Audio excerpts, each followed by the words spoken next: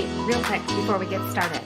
If you are a parent or a teacher and you're looking for easy ways for a child to both practice skills and master skills, and you need to collect data on these foundational skills, I'm going to highly recommend you go get your free account at Frenalytics. Now let's get started. Welcome to the Special Education Inner Circle podcast. If you are a special education parent, teacher, admin, or therapist, and you're looking to level up your leadership at the IEP table and help build IEPs that work in the real world, you're in the right place.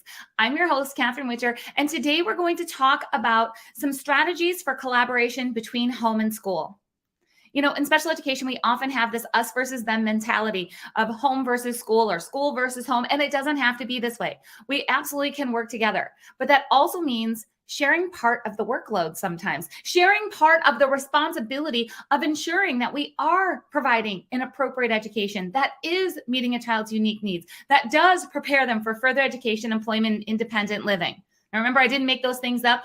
Those statements right there come from IDEA Law, inside of the purpose and findings of IDEA Law. And I'm not a lawyer. I'm just telling you where to look. I'm just showing you some of the facts of what we should be doing right within this IEP document. And today we're going to talk about a strategy of how we can do that together. One of the things that's really important in special education is making sure that we have all the numbers, right? All the data to support our decision making.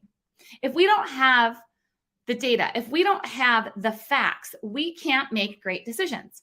But a lot of times collecting data is just a huge kind of truckload worth of work for special education teachers.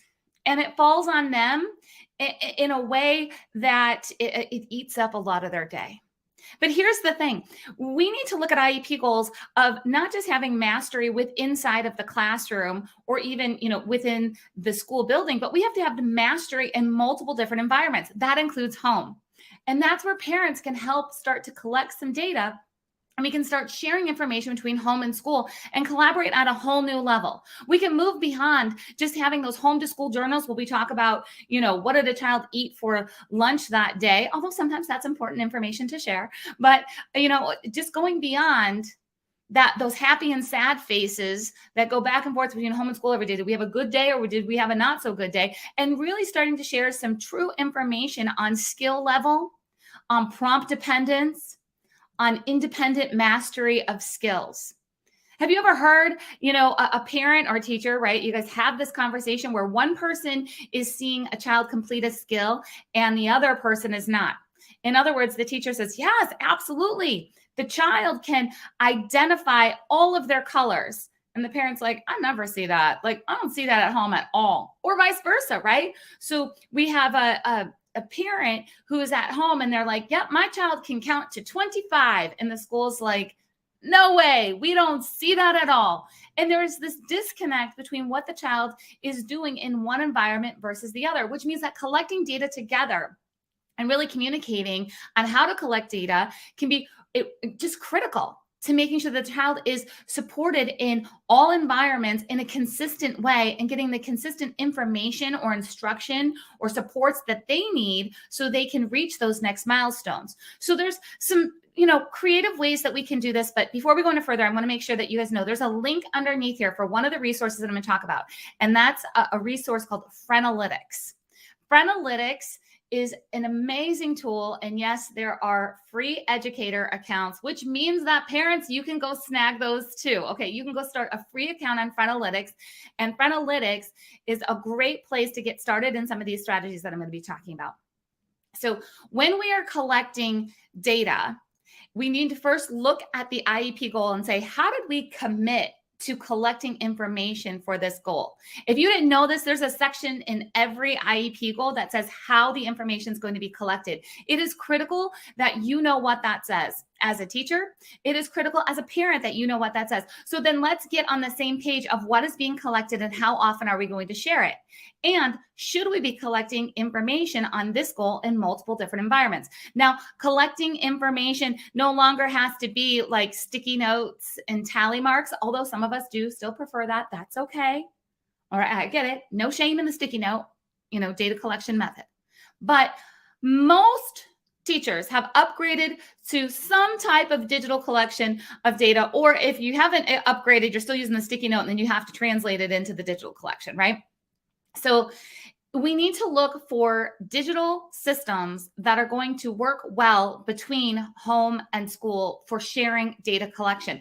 And this can be as simple as using Google Forms or Google Sheets, just all the suites of all the Google things that are out there. It makes it really easy for the teacher to create something and then share it with home, and we can have different people inputting data. This also helps for data collection across the school building, meaning that other teachers or paraprofessionals can also input data in that. So I want to encourage you that if you're already using data collection, how can you get parents involved with your current methodology that you're using?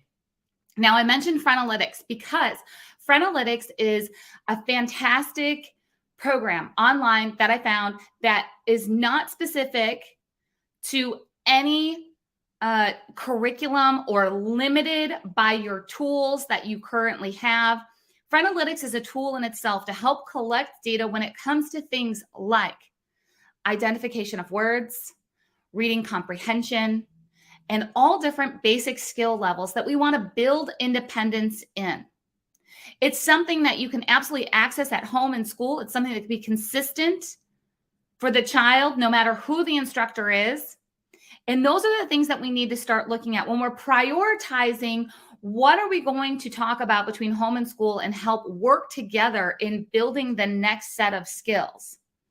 Things like Friendlytics that really focus in on everyday objects, everyday language, comprehension for building communication and relationships.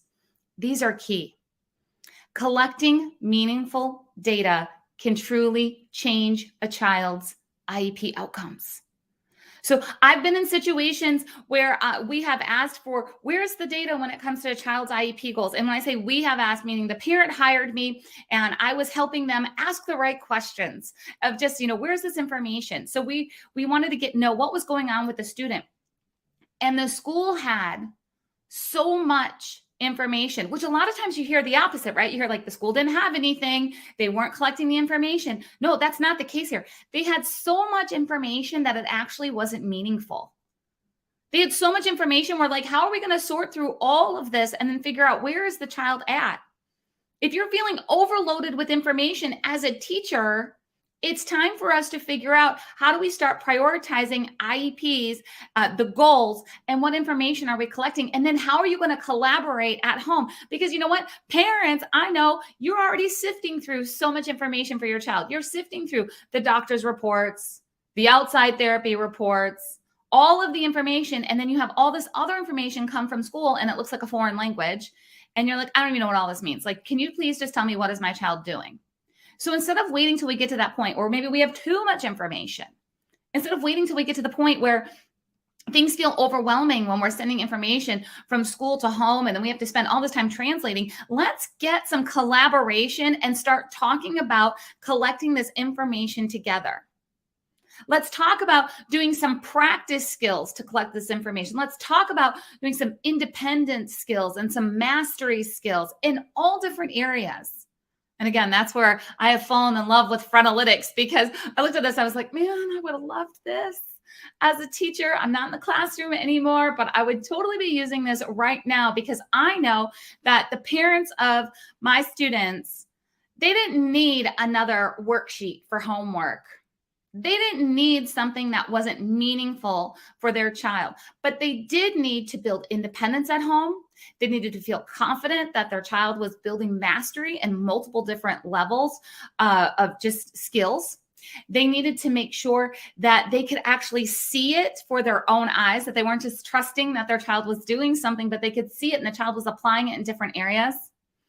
And that's where when I'm looking for new tools in special education and I'm looking for how are we going to bring things from the old school way to a new school way? Meaning, like, how are we going to get out of the rut of the teachers in charge of collecting all of this data and we set a child up with a specific task in a specific way and we tally it on a sticky note and then we report that data and then we move on? How do we take that to the next level and make sure that there's application of this skill in multiple different areas? How do we take this to the next level and get the family involved? How do we take this to the next level and make sure that the child knows, because children know, that the child knows that home and school, that parents and teachers, they're talking, They're working together. There's teamwork to help them succeed, to help them really feel like they're being successful and, moving forward. Kids know when they're stuck. That's when shutdowns happen. That's when they're like, no, I'm not doing this anymore. No, I've been failing at this for too long. So we set a child up for success by having better collaboration between home and school on the skills that we're working on and the reports that we are creating of what is a child mastering, how are they doing this, and how are they doing this in different environments? How much help do they need? So I want to encourage you to go grab a free account at Friendalytics and check that out. At bare minimum, teachers, I want you to think about how can I get the families more involved in this process so I can make sure that my students are mastering things so when they leave my classroom, they don't lose the skills, that they're able to apply it in multiple different environments. And parents, I want you to reach out to your child's teacher and say, how can I help? How can I help make sure that what you're teaching at school, I can help reinforce at home in a natural environment, in a way that builds independence, in a way that builds mastery? That creates a true collaboration, and the biggest person is going to benefit is the child.